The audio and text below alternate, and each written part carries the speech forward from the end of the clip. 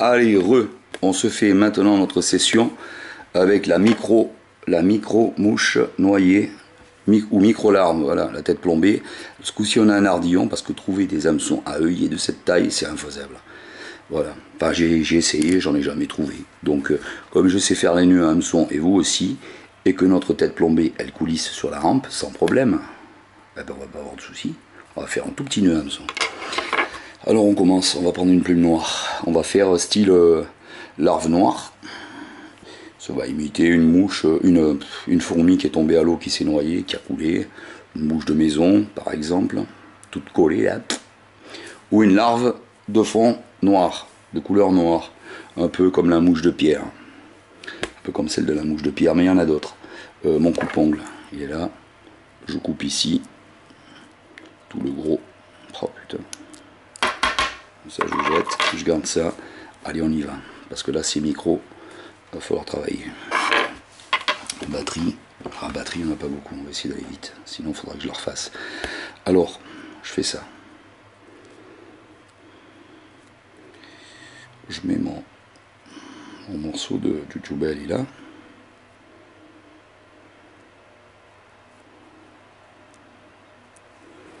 Un fil avec une boucle sans nœud. Je le mets dans l'autre sens ici.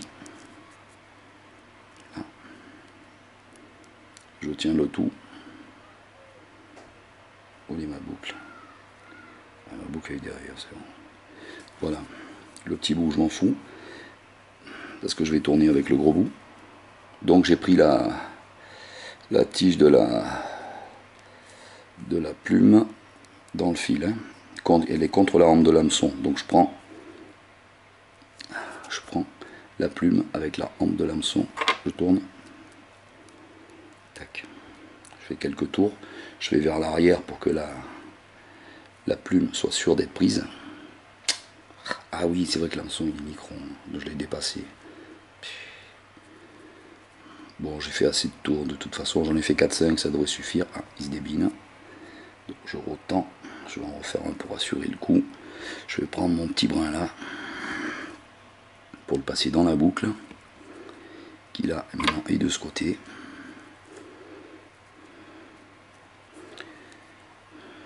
Je vais essayer de vous montrer, elle est là et je vais vous la passer là par là.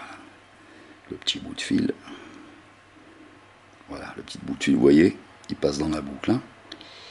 Donc je le fais ressortir correctement sans tirer sur la plume.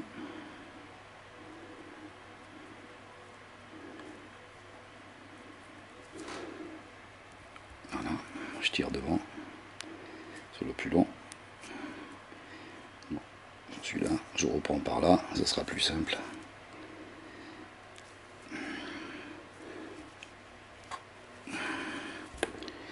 Voilà mon nœud à hameçon. Je renvoie tout vers l'avant parce que le nœud il est barré derrière, mais c'est pas grave, il glisse sur la hampe de l'hameçon. Voilà, il est devant, enfin presque, je vais continuer à l'avancer, voilà, mes deux bouts ici de fil ils vont me servir après. Je rabats ma grenaille vers l'avant, ainsi que ma plume et le fil qui la tient.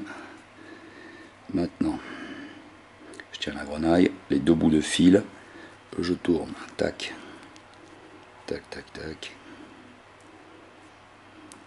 Attention, c'est un micro-hameçon, de ne pas le dépasser.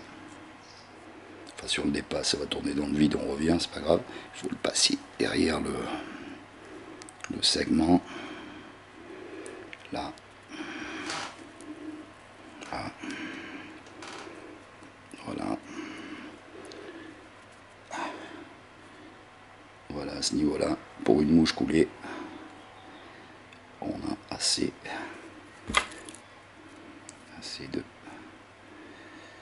de cercle et de plumes. Je repère la pointe de mon hameçon, où qu'elle est, ah, elle est dessus, parfait. Donc là maintenant je vais couper ici, c'est un peu trop long, c'est un micro hameçon, je vous rappelle que c'est un hameçon de 18 ça. Je coupe la pointe de la plume, faut pas qu'on la voie, c'est pas joli, poisson le voit aussi, donc ça reste des brins uniquement. Voilà, maintenant, je ramène tout vers l'avant. Tout ceci vers l'avant. Je libère la pointe de l'hameçon. Il faut que je la trouve déjà. Elle est là, ici en bas. Les plumes n'empêchent pas le poisson de se piquer à l'hameçon. Hein. Les plumes, c'est de la gnognotte pour lui, pour un hameçon. Alors, je fais comme ça. Je vais repartir vers l'avant. Voilà la pointe de l'hameçon. Je pense que vous la voyez là. Maintenant, moi, je repars vers l'avant. Celui-là, il se barre là. Il m'emmerde. Je repars vers l'avant. Jusqu'à la grenaille. Je reprends la fin de l'hameçon. Je retourne vers ma grenaille. Tac.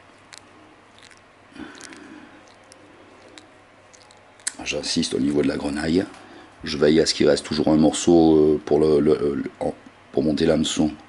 Mais je peux la baisser à tout moment. Ensuite, du devant. Ça, c'est le fil arrière. Merde. Voilà, du devant. Je repars concentriquement vers l'arrière. Ah, c'est petit, c'est plus chiant, hein, évidemment. Voilà. Là, je suis au cul de la mouche. Vous voyez l'hameçon. Je pense que vous le voyez quand même, que vous distinguez la pointe toujours. C'est pas grave si le bin s'y tourne là, parce que maintenant, je vais faire mon nœud.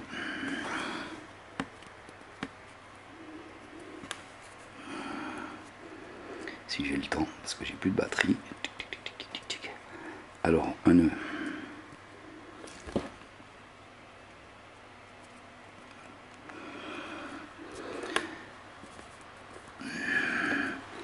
Un nœud.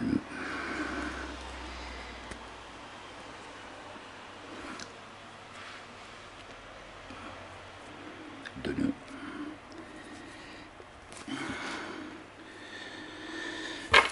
Je coupe les excédents. Vite, vite, vite, vite. Loulou, parce que ça va s'arrêter. Putain, je vais pas recommencer toute la vidéo à zéro parce que c'est quand même long. Hein. La mouche. Ah putain, quand on a un matériel de merde qui coupe du beurre, là on perd du temps évidemment. Hein. Putain, je chope la moche.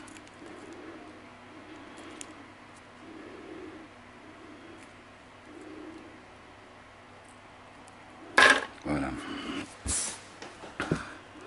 Je dégage. Je recule ma tête de mouche. Comme ceci.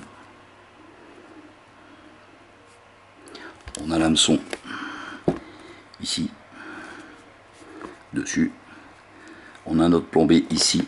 Et si vous voyez bien, j'espère, on a encore un morceau de palette. Ça tourne toujours. Un morceau de palette pour accrocher le fil. Je vais vous montrer après comment on accroche le fil. Je vais vous prouver qu'on peut. Hein. Il reste largement assez de place.